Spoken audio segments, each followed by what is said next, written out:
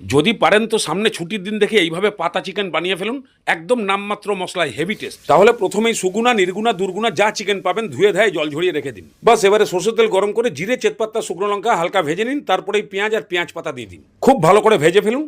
তারপরে রসুন বাটা আর রসুন পাতা দিয়ে দিন, একেও খুব ভালো করে ভাজুন। ঠিক যেরকম দেখাচ্ছি দয়া করে সেরকমই করবেন। তারপরে মাংসটাকে দিয়ে হাই ফ্লেমে খুব ভালো করে কষান। যখনই দেখবেন মাংস থেকে জল ছাড়তে শুরু করেছে সেই সময় দেবেন আদা বাটা, পরিমাণ মতো নুন, হলুদ, কাশ্মীরি লঙ্কার গুঁড়ো।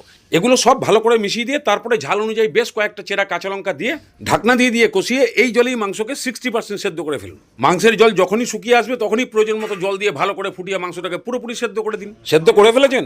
বাস আর কোনো দিকে না তাকিয়ে ধনেপাতা কুচি আর গরম মশলা দিয়ে ভালো করে মিক্স করে ঢাকনা দিয়ে 5 মিনিট রেখে দিন। তারপরেই সার্ভ করুন। পুরো সুপার ফাইন, ফাটাফাটি, ডিলিশিয়াস, একদম সেই লেভেলের টেস্ট পাবেন।